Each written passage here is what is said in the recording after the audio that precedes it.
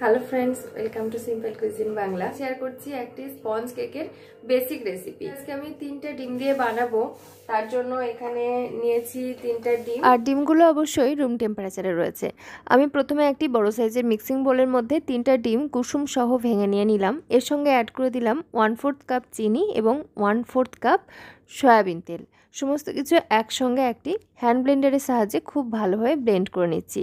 আপনি চাইলে কাঁটা চামচ দিয়েও কিন্তু এই কাজটা করে নিতে পারেন, তবে সময়টা একটু বেশি লাগবে।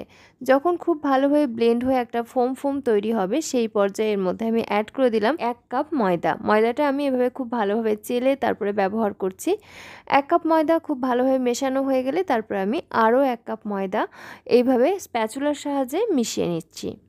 ময়দা ভালোভাবে মেশানো হয়ে গেলে এখন অ্যাড করে দিচ্ছি 1/2 cup powder sugar, 1 teaspoon baking powder এবং 1/4 টিস্পুন বা স্বাদ অনুযায়ী লবণ। সমস্ত কিছু খুব ভালোভাবে চেলে নিয়ে তারপরে মিশ্রণের সঙ্গে মিশিয়ে নিচ্ছি। এই পর্যায়ে আমি এখনও পর্যন্ত কিন্তু বেকিং সোডা ব্যবহার করিনি। মিশ্রণটা যে পর্যায়ে মনে হচ্ছে খুব ঘন, সেই পর্যায়ে আমি রুম টেম্পারেচারে থাকা লিকুইড মিল্ক ব্যবহার করছি। এখানে আপনি চাইলে লিকুইড মিল্ক ব্যবহার করতে পারেন অথবা পাউডার মিল্ক জলে গুলিয়েও ব্যবহার করতে পারেন।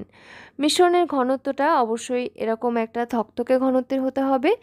লাস্টে আমি অ্যাড করলাম vanilla essence, 1/2 teaspoon white vinegar এবং 1/4 teaspoon baking soda. Baking soda active করার জন্য আমি এখানে হোয়াইট ভিনিগার ব্যবহার করেছি, তবে এর পরিবর্তে আপনি নর্মাল টেম্পারেচারে থাকা জলও ব্যবহার করতে পারেন। সমস্ত কিছু খুব ভালোভাবে কাট অ্যান্ড ফোল্ড প্রসেসে মিশিয়ে নিচ্ছি। মিশ্রণটা ভালোভাবে মিশিয়ে নেওয়ার পর এখন আমি আগে থেকে গ্রিজ করে রাখা বেকিং টিনের মধ্যে সমস্ত মিশ্রণটা ঢেলে নিচ্ছি। বেকিং টিনটা আমি তেল দিয়ে ব্রাশ করে তারপরে এর মধ্যে ময়দা ছড়িয়ে নিয়েছি। আপনি চাইলে এখানে বেকিং শিট ব্যবহার করতে পারেন।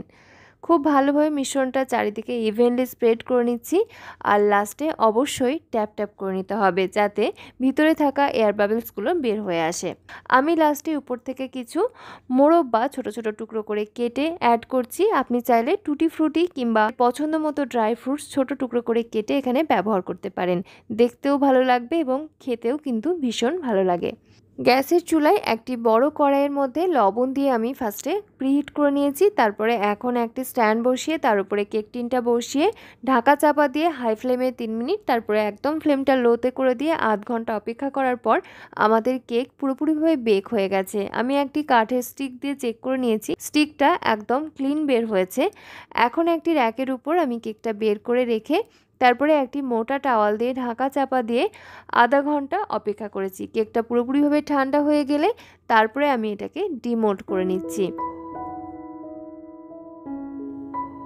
আশা করছি দেখে বুঝতেই পারছেন কেকটা কি পরিমাণে সফট হয়েছে। এখন আমি এটাকে ছোট টুকরো করে কেটে নিচ্ছি, আর ভিতরটাও দেখে বুঝতে পারছেন ঠিক কেমনভাবে স্পঞ্জি হয়েছে।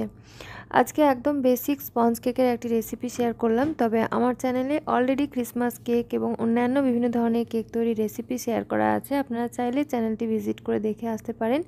আজকের মতো এখানেই বিদায় নিচ্ছি। দেখা হচ্ছে আগামী পর্বে নতুন আরও একটি রেসিপি নিয়ে। সকলে খুব ভালো থাকবেন, সুস্থ থাকবেন। ধন্যবাদ।